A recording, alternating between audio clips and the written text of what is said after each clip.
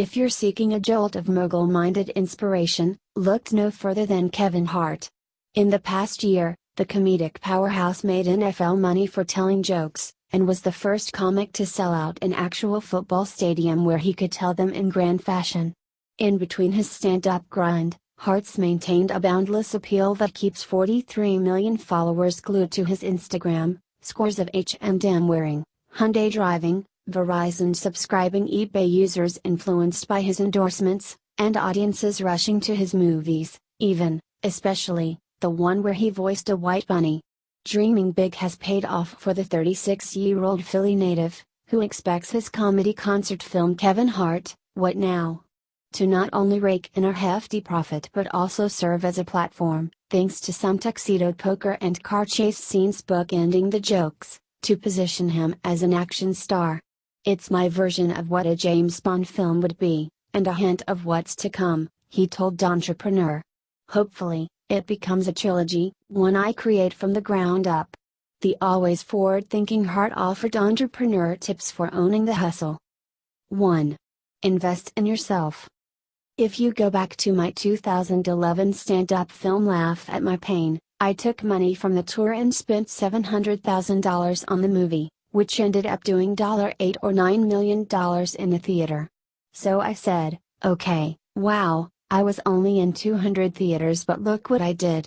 I want to do it again. So I came back with Let Me Explain, and instead of $700,000, I spent $2.5 million and did $33 million in theaters. So I said, that's a nice jump, I'm gonna do it again.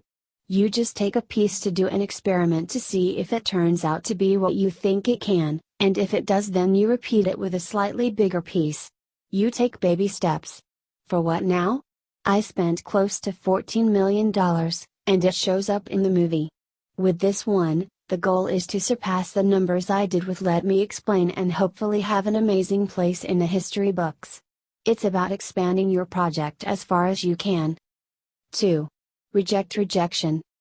I've been told I wasn't funny, I've been told I don't have what it takes, I've been told I should find something else to do. But that stuff doesn't come off to me as grounding information, it acts as ammunition. I don't go, there's no way I can go on. Oh, man. My career. That's not the result for me. It's, okay, well, I can't wait to prove you wrong, I can't wait to prove you wrong and I can't wait to prove you wrong. 3. Do your own legwork. Nobody is going to work harder for you than you're going to work for yourself. I hung street signs about my movie, I did. I own the movie, so there's no reason I shouldn't be out hanging a street sign. It was funny but it was also meant to set the tone that you should be working just as hard as anybody else for your project. I've got to do whatever I can to get everybody to see it. Sometimes you get the, I'll rigged, okay, God, that's all you talk about. What else? You'll get that. But why would you not be talking about that? Why would you not be putting every ounce of your body, your soul, your sweat, your tears into getting the word out about what you spent 2 years doing? You'll get some bittersweet reactions, you just can't pay attention to it. 4. Belong wherever you are. I feel like I fit into any and every environment that I've been in, and if I wasn't supposed to be there I made myself a part of it. I don't ever feel like I'm out of place, or I shouldn't be here, or I'm out of my league. I'm always gonna have that mentality. There's nothing I feel like I can't do. 5. Go ahead, ask.